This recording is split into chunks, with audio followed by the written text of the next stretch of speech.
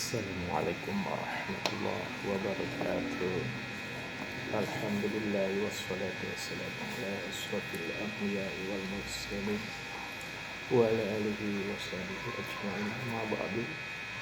Jumpa lagi di channel Belajar Ngaji Lagi. Kali ini saya akan membawakan materi tentang di kitab Khutbah Iblis karya Ibn Jauzi tentang cara setan menggoda manusia. Cara setan menggoda manusia. Untuk menggoda dan memperdayakan manusia, setan menggunakan berbagai macam cara dan perantara, seperti harta, pangkat, dan wanita. Perantara ini menipu manusia supaya tergelincir melakukan kejahatan dan meninggalkan amal kebajikan sampai kekufuran. Apabila orang atau badan seorang muslim sudah dapat disesatkan dalam suatu kejahatan, setan akan berusaha terus supaya orang itu tetap berada dalam kejahatan sampai dirinya menjadi kafir seperti setan dan mati dalam kekufuran. Na'udzubillah. Perbuatan jahat ini terus dihiasi oleh setan dengan hiasan yang baik, sehingga manusia menganggap bahwa perbuatan jahat itu bagus baginya, dan sebaliknya perbuatan baik itu buruk, padahal itu adalah tipu daya setan. Seorang Sufi Al-Hasan bin Saleh berkata, sesungguhnya setan itu akan membuka bagi seorang hamba 99 pintu kebaikan yang ditujukan pada satu pintu kejahatan. Oleh karena itu, segala perbuatan dan pekerjaan yang dihiasi baik atau buruknya oleh setan tidak akan membawa kita menuju iman dan amal saleh. Karena itu kita harus kembali pada Al-Quran dan As-Sunnah. Jangan ikuti langkah-langkah setan yang sesat dan menyesatkan. Firman Allah yang artinya, dan janganlah kamu mengikuti langkah-langkah setan, karena sesungguhnya setan itu adalah musuh yang nyata bagimu. Sesungguhnya setan itu hanya menyuruh kamu berbuat jahat dan keji dan mengatakan kepada Allah apa yang tidak kamu ketahui. Dalam Quran surat Al-Baqarah 168 sampai 169. Dan setan telah menjadikan mereka memandang indah perbuatan-perbuatan mereka yang mereka lalu menghalangi mereka dari jalan Allah, sehingga mereka tidak dapat petunjuk. An-Naml ayat 4. Yang pertama, setan menggoda manusia dengan judi dan miras.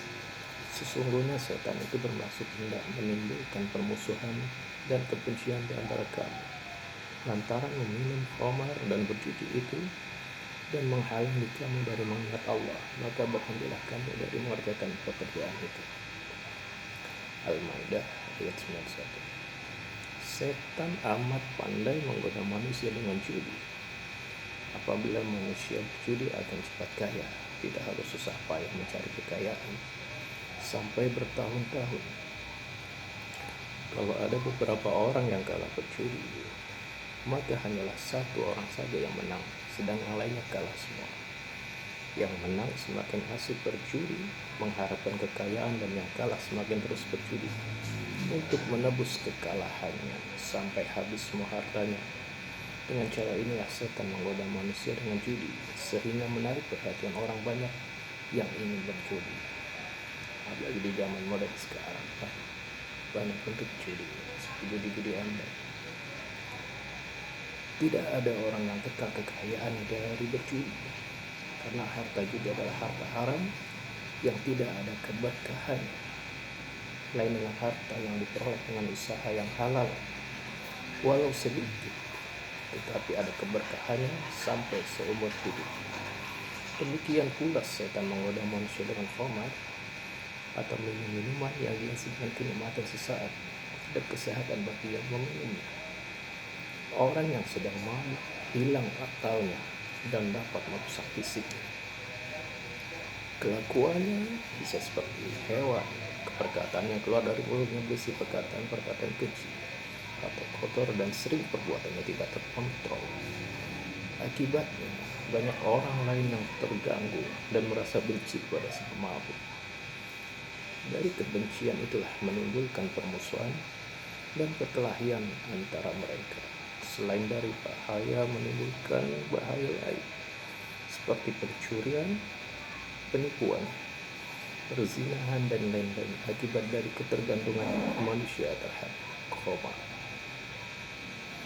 Yang kedua, wanita sebagai anak panah setan. Aku mendengar bahwa setan berkata kepada seorang perempuan, "Engkaulah sebagai tentaraku dan engkaulah anak panahku yang aku lepaskan, dan tidak pernah salah, dan engkaulah tempat rahasiaku, dan engkaulah utusanku dalam keperluanku." Riwayat Ibnu Jauzi. Pada zaman dahulu ada seorang rahib dari Bani Israel yang alim dan taat beribadah, hingga setan tidak mampu menggodanya secara langsung. Akan tetapi setan berusaha terus hendak menyesatkan rahib itu. Maka setan menggunakan anak panahnya, yaitu kemolekan tubuh wanita. Konon setan menyekik seorang gadis hingga sakit keras. Keluarga gadis ini sudah mengikhtiarkan berobat kian kemari, tapi tidak kunjung sembuh. Maka datanglah setan kepada keluarga gadis itu dan membisikkannya bahwa tidak ada yang dapat menyembuhkan penyakit gadis ini selain rahib yang dapat menyembuhkannya.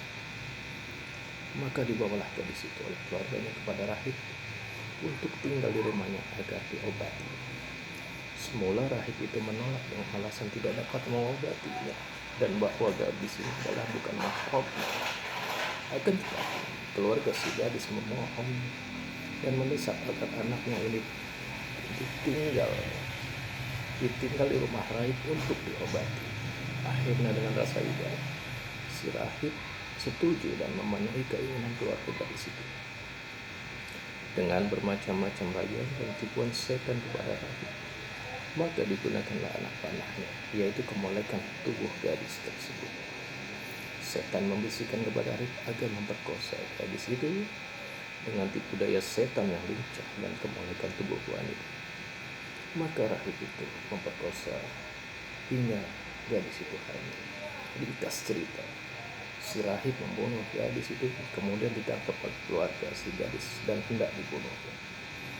Ketika hendak dibunuh, maka datang setan kepada si rahib dan berkata, "Tidak akan ada yang menyelamatkanmu dari hukuman mati ini kecuali aku. Oleh sebab itu, jika kamu ingin selamat dari hukuman mati, taatlah kepadaku dan sujudlah kepadaku 3 kali." Dengan tidak berpikir panjang lagi karena sudah terlanjur sesat, maka sujudlah ia kepada setan 2 kali dari setan. Terus lari menghilang setan, dan kemudian si rahib itu mati karena perbuatannya, dan matilah ia dalam kekafiran. Demikian kisah tersebut. Semoga kita dijauhkan dari segala setan-setan yang berkutuk. Akhir kata, billahi taufiq wal hidayah. Wassalamualaikum warahmatullahi wabarakatuh.